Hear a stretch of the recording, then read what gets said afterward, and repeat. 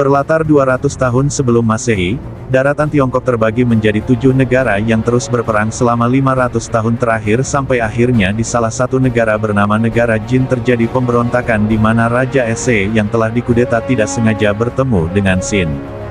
Seorang budak yang bercita-cita akan menjadi seorang jenderal besar yang mana budak tersebut justru mampu membantu Raja Ese menyatukan suku barbar dan mengambil kembali tahtanya setelah dikulingkan secara paksa oleh adiknya sendiri. Singkat cerita setelah Raja Ese berhasil mendapatkan tahtanya kembali, beberapa tahun kemudian pada suatu malam, dia tiba-tiba diserang oleh 2 orang pembunuh bayaran yang entah bagaimana bisa menyusup ke dalam istana, di mana tentu saja hanya dengan kemampuan berpedang dasar, Raja Ese hampir tidak bisa melawan, tapi paling tidak dia masih bisa menahan sampai akhirnya para pengawalnya datang dan juga Xin yang muncul di tempat itu. Walaupun awalnya kesulitan menghadapi 2 orang sekaligus, namun akhirnya dia dapat mengalahkan 2 pembunuh bayaran itu dengan bantuan Tenten. Anehnya di ujung kematiannya salah satu pembunuh bayaran tersebut mengancam mereka dengan menyebutkan Siu atau lebih dikenal dengan klan kesedihan yaitu sebuah klan pembunuh yang sangat ahli yang dikatakan hanya butuh seorang Siu untuk menghancurkan sebuah kota.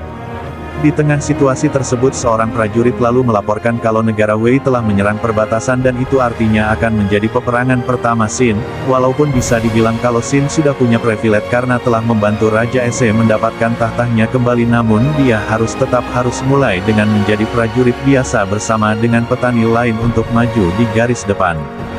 Saat itu, armada perang dari negara Jin akan dipimpin oleh Jenderal Kyoko, tapi biar beda sama musuhnya kita panggil saja Jenderal Agumon, yang rambutnya pirang, giginya runcing, dan bisa dibilang adalah junior dari Jenderal Besar Oki. Sementara Xin, yang statusnya sebagai budak, akan menjadi prajurit infanteri dengan posisi paling bawah, mentok, di mana dia justru bertemu dengan teman-teman masa kecilnya yang berasal dari wilayah yang sama. Tapi di sini saat Xin bercerita kalau dia telah menyelamatkan Raja Ese dan bahkan mendapatkan upeti atas jasanya tersebut tentu saja mereka tidak percaya dan hanya menganggap Xin hanya berhayal sampai suatu saat di mana salah satu komandan datang mereka dibuat heran melihat bagaimana Xin yang hanya seorang budak bisa kenal dengan orang selevel komandan geng Kiros. Sampai di sini, Xin dan yang lainnya lalu dikelompokkan lagi menjadi grup yang lebih kecil di mana dia tidak sengaja satu kelompok dengan seseorang yang kelihatan unik dan sangat pendiam bernama Kyoukai. Di sisi lain, armada perang negara Wei yang menjadi lawan mereka, saat itu dipimpin oleh Jenderal Goh Ge yang dicat putih merah, seorang jenderal besar dan juga salah satu dari para jenderal yang mendapat julukan 7 Naga Api Wei. Dia juga dikenal bertangan dingin dan sangat kejam terhadap lawan-lawannya, khususnya negara Jin. Dan intinya kali ini beliau membawa ratusan ribu pasukannya untuk menerobos perbatasan negeri Jin di mana mereka telah mengambil alih 2 bukit untuk mendapatkan jarak pandang yang luas dan siap untuk berperang. Sayangnya, begitu di medan perang beneran, Xin dipimpin oleh seorang komandan yang beda lagi yang bernama Bakugo Xin, di mana dia terkenal sangat keras hanya tahu menyerang tanpa menggunakan taktik apapun. Dan benar saja saat kendaraan perang mulai dibunyikan, mereka hanya saling tubruk satu sama lain, di mana Xin yang tidak mempedulikan apapun justru berlari paling kencang di depan orang-orang lain untuk menjadi yang pertama menyerang musuh. Dia melompat ke tengah-tengah musuh dan mengobrak-abrik formasi pertahanan mereka sehingga para prajurit infanteri lain jadi bisa menerobos dengan memanfaatkan celah yang dibuat oleh Xin. Bahkan hal itu dinilai komandan musuh sebagai serangan yang sangat nekat namun Xin justru bisa menghabisi banyak sekali prajurit musuh dan bahkan menghabisi komandan mereka yang berada jauh di atas panggung. Hal itu tentu saja lumayan memukul para prajurit dari negara Wei, di mana ketika berita tersebut sampai ke telinga seorang wakil jenderal negara Wei, dia lalu memerintahkan anak buahnya untuk menurunkan kereta perang yang dilengkapi dengan perisai dan senjata, dan hal itu otomatis membuat para infanteri negara Jin yang mayoritas hanya seorang petani kalang kabut karena kena mental. Mendengar kabar itu, alih-alih segera mengirimkan bantuan dengan menurunkan pasukan berkuda, Jenderal Agumon tetap memerintahkan semua pasukannya untuk bertahan tanpa mengirimkan bantuan sama sekali dan terkesan dia hanya akan mengorbankan Xin dan para prajurit garis depan lainnya. Disinilah Kyoukai yang gak tahu dari tadi ngapain aja, lalu menyarankan agar mereka membuat barikade atau polisi tidur yang agak mayor, polisinya yang agak gede, dari tumpukan jasad yang berserakan di sana sebagai penghalang untuk menghentikan kereta kuda milik musuh. Cara itu ternyata sangat efektif karena didukung juga oleh situasi medan perang yang berdebu sehingga mengganggu jarak pandang pasukan berkuda di mana ternyata itulah alasan Jenderal Agumon menahan semua pasukannya karena kalah jumlah. Dia tahu betul kalau dia pasti akan kalah jika langsung menyerang dengan kekuatan penuh.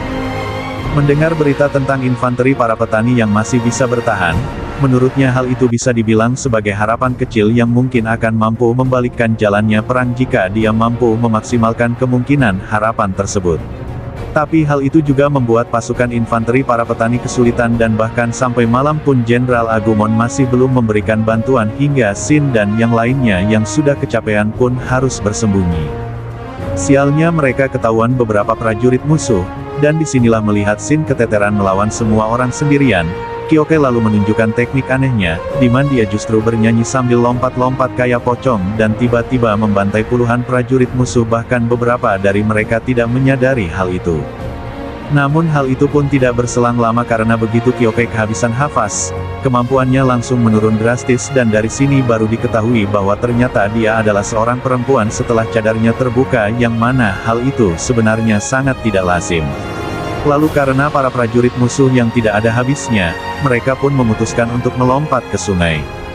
Sampai di sini saat situasinya sudah aman, Kyoke menceritakan alasannya ikut peperangan antara negara Jin adalah untuk membalaskan dendam. Sebelumnya dia mempunyai seorang kakak dan mereka berasal dari sebuah klan kesedihan yang disebut oleh dua pembunuh bayaran di awal film tadi, di mana dia di dalam klan tersebut terdapat sebuah adat saat pergantian pemimpin para kandidat diambil dari wakil terhebat dari beberapa suku di mana mereka akan bertarung hingga menyisakan satu orang dan orang itulah yang akan menjadi pemimpin suku yang baru. Sialnya, kakaknya lah yang menjadi salah satu calon kandidat tersebut dan walaupun kemampuannya cukup mumpuni, entah apa yang terjadi, kakaknya kalah dan tewas di tangan saingannya yang posisinya kini ada di negara Wei. Namun berhubung dia tidak tahu cara masuk ke negara tersebut, maka dia memutuskan untuk ikut berperang karena dengan begitu, mungkin dia akan bisa sampai ke sana jika negara Jin berhasil menginvasi wilayah negara Wei. Dengan kata lain, tujuan hidupnya saat ini hanyalah untuk membalaskan kematian kakaknya dan dia rela melakukan apapun demi mencapai tujuan tersebut. Bahkan dia tidak peduli jika harus mati asalkan dendamnya itu terbalaskan. Mendengar hal itu, Shin yang sedikit banyak juga sudah mengerti bagaimana rasanya kehilangan lalu berkata kalau mulai saat ini dia akan menjadi temannya. Shin juga mengatakan kalau Kyoke tidak boleh mati karena hal itu justru akan membuat kakaknya kecewa. Sebaliknya, Shin meminta Kyoke untuk terus hidup dan menjalankan mimpi kakaknya yang belum tercapai seperti dirinya yang berjanji kepada Hyo untuk menjadi jenderal besar suatu saat nanti. Keesokan harinya saat perang masih kembali berlanjut, Shin kembali bergabung dengan para anggota infanteri lainnya yang ternyata masih bersembunyi di atas bukit semalaman, di mana mereka lalu melihat seluruh batalion tempur dari negeri Wei yang turun ke medan perang. Otomatis hal itu membuat sebagian besar orang berpikir kalau tidak akan ada lagi kesempatan menang bagi negara Jin. Namun tidak bagi Shin karena dia justru melihat kesempatan untuk menusuk langsung ke jantung pertahanan musuh yang kebetulan berada dekat dengan posisi mereka saat itu dan memanfaatkan sebagian besar pasukan musuh yang telah turun meninggalkan bukit tersebut. Jadi hanya dengan mengandalkan beberapa puluh personel amatiran dari pasukan infanteri yang tersisa, Shin lalu memimpin mereka semua untuk menyerang bukit tempat wakil jenderal pasukan perang negara Wei berada. Sementara pasukan perang negara Jin dihajar habis-habisan di medan perang, ternyata aksi yang dilakukan oleh Shin dan kawan-kawan justru membuat Jenderal Agumon langsung menyadari kalau api harapan yang ditunggunya semakin membara.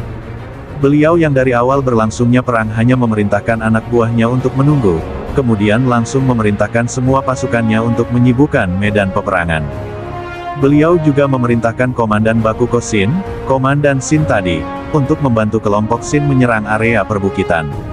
Ternyata momen-momen ajaib seperti itulah yang ditunggu oleh Jenderal Agumon karena menurut pengalamannya, akan ada faktor X dalam peperangan yang bisa membalikkan keadaan, di mana selama ini dia telah menunggu momen itu muncul sebelum melakukan serangan total. Jadi dengan masuknya kekuatan tambahan secara besar-besaran ke medan perang secara mendadak, tentu saja membuat pihak lawan sedikit kerepotan hingga akhirnya Shin bersama dengan pasukan utama Komandan Bakugo Shin berhasil menerobos hingga garis pertahanan terakhir musuh di atas bukit. Sampai akhirnya untuk mempersingkat waktu, Komandan Bakugo Shin meminta Shin untuk mengikuti pasukan berkuda dan menyerang langsung kamp wakil jenderal negeri Wei. Sementara pasukan infanteri yang tersisa diminta menahan prajurit musuh agar tidak bisa menyusul mereka. Walaupun agak berat karena khawatir dengan rekan-rekannya yang ditinggal tersebut, Shin akhirnya tetap memutuskan untuk pergi bersama komandannya dan menyerahkan kepemimpinan pasukan infanteri kepada Kyoukei karena dia yakin kalau Kyoukei pasti mampu melindungi rekan-rekannya yang lain. Sementara Kyoukei dan yang lainnya sibuk menahan pasukan musuh, Shin bersama pasukan komandannya diperlihatkan telah sampai di wilayah camp musuh, di mana kali ini mereka harus berhadapan dengan pasukan pemanah yang menghabisi setengah dari pasukan komandan Bakugo Shin hanya dalam sekali serangan. Dan bahkan sang komandan juga harus menerima beberapa serangan anak panah di tubuhnya. Disinilah diperlihatkan bakat otodidak seorang Shin di mana dia dapat dengan mudah melihat arah anak panah yang dilepaskan oleh pasukan musuh di mana hal itu cukup membuat komandan pasukan pemanah ketar-ketir dan akhirnya Shin dapat menghabisinya. Lalu dalam keadaan yang sudah tersiok-siok, diperlihatkan komandan Bakugo Shin dengan semua tenaganya yang tersisa masih berusaha mendekati wakil jenderal negara Wei. Namun dalam kondisinya yang seperti itu, justru dia hanya seperti bunuh diri di mana wakil jenderal musuh dengan santainya mendekat dan menusukkan pedangnya ke tubuh komandan Bakugo Shin. Tapi ternyata semua itu sudah diperhitungkan oleh beliau, di mana komandan Bakugo Shin memang sengaja mengorbankan dirinya untuk membuat musuhnya mendekat dan melemahkan kewaspadaannya, dan yang terjadi adalah, wakil jenderal negara Wei berhasil terbunuh. Setelah Shin dan yang lainnya berhasil merebut salah satu bukit itu di mana bendera negara Jin berkibar di atasnya, mereka sempat sedikit lega karena mengira kalau perang akan segera berakhir, namun kenyataannya apa yang ada di balik bukit tersebut justru lebih mengerikan di mana puluhan ribu armada perang di bawah komando langsung Jenderal Gokei ternyata sudah standby dan siap untuk menyerang. Walaupun armada perang negara Qin jelas kalah jumlah, namun aksi Shin dan para prajurit infanteri lainnya ternyata masih sangat membantu karena dengan begitu, mereka berhasil membuka jalan untuk Jenderal Agumon dan pasukannya mengarah langsung ke tempat di mana Jenderal Gokei berada. Lalu di saat yang bersamaan, tiba-tiba sang legenda Jenderal Besar Oki dan pasukannya muncul di mana mereka langsung membelah dan mengobrak-abrik garis depan musuh dan menyusul Shin ke atas bukit. Namun di sini kedatangannya bukanlah untuk membantu pasukan negara Jin melainkan hanya untuk memantau jalannya peperangan tersebut. Walaupun begitu, kehadiran sosok Jenderal Besar Oki tetap membuat pasukan negara Wei ketakutan karena jika sampai beliau ikut turun tangan. Disinilah Jenderal Oki menyuruh Shin untuk mempelajari cara Jenderal Agumon melakukan serangan yang menurutnya lebih mengedepankan insting daripada akal, di mana hal itu dibuktikan ketika beliau tetap menahan pasukannya sebelum merasakan adanya sesuatu yang mungkin bisa membalikan keadaan. Sementara lawannya yaitu Jenderal Gokei adalah jenderal terbaik dari negeri Wei jika dinilai dari strategi perang. Namun menurutnya tidak setiap perang harus mementingkan akal karena terkadang sebuah faktor kecil yang sebelumnya tidak terpikirkan sama sekali justru bisa menjadi kunci kemenangan. Beliau lalu memberi contoh dengan bagaimana Jenderal Agumon menyerang langsung ke arah musuh yang bisa dibilang adalah cara yang ceroboh. Dan cara Jenderal Gokei menanggapi serangan tersebut dengan mengirim beberapa pasukan berkuda untuk mengitari pasukan Jenderal Agumon dan menyingkirkan mereka satu persatu dari belakang. Intinya, nekat melawan realistis. Namun selanjutnya, apakah Jenderal Agumon akan berhasil mendekati Jenderal Gokei untuk melakukan serangan? Itu semua kembali lagi pada faktor X yang akan terjadi di dalam peperangan. Setelah mendengar ceramah singkat dari sosok yang sangat dikaguminya itu, Shin lalu meminta izin untuk masuk ke dalam peperangan bersama Jenderal Agumon. Dan melihat semangat juang yang dimiliki oleh Shin, Jenderal Oki pun kemudian memberikan kuda kepada Shin untuk melihat apakah dirinya mampu membawa perubahan dalam situasi perang yang sudah tidak menguntungkan bagi pasukan negara Jin. Lalu, begitu memasuki area peperangan, tanpa rasa takut, dia langsung masuk ke barisan musuh untuk menguasai salah satu armada kereta perang milik mereka. Shin menyadari dari pengalaman sebelumnya kalau kereta perang itu mempunyai kelemahan yang bisa dia manfaatkan. Walaupun mereka bisa membawa lebih banyak prajurit, namun pergerakannya tidak akan selincah pasukan kuda biasa, dan berdasarkan hal itulah Shin mendapatkan ide untuk justru menghancurkan armada kereta kuda yang ada di posisi depan. Di mana hal itu kemudian memunculkan efek domino dan menghancurkan armada kereta kuda lainnya yang ada di belakangnya. Hal itu juga menegaskan bahwa ternyata, dialah faktor X yang dimaksud Jenderal Oki sebelumnya, di mana atas aksinya tadi memudahkan Jenderal Agumon dan pasukannya melewati beberapa barisan pertahanan, hingga di akhirnya berhadapan langsung dengan Jenderal Goukei yang juga bisa dibilang adalah musuh bebuyutannya. Karena mereka sudah saling berhadap-hadapan, kedua jenderal itu lalu memutuskan untuk duel by one tanpa melibatkan seluruh pasukannya. Sebagai seorang genleman, kedua jenderal itu pun seolah sudah saling mengerti dan meminta anak buahnya untuk tidak ikut campur. Sampai pada akhirnya, dalam pertarungan antara kedua jenderal yang disaksikan ratusan ribu prajurit itu, Goukei kalah setelah ditepas oleh Jenderal Agumon dan dengan begitu pasukan Wei pun kehilangan semangat dan akhirnya mundur.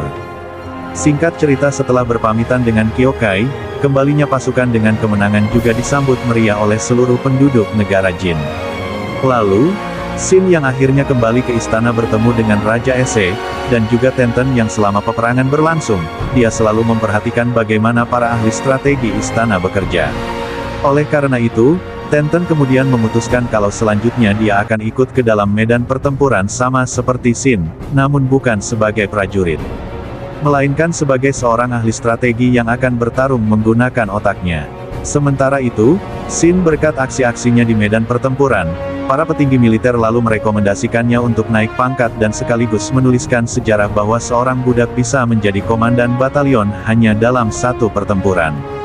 Pasca perang tersebut diperlihatkan juga munculnya sosok baru yaitu Menteri Ryofui yang ditemani oleh dua orang kepercayaannya yaitu Jenderal Mobu dan Sohei Kun di mana dia juga adalah paman dari Raja Eishi sekaligus orang yang dicurigai menyusupkan pembunuh ke dalam istana di awal film.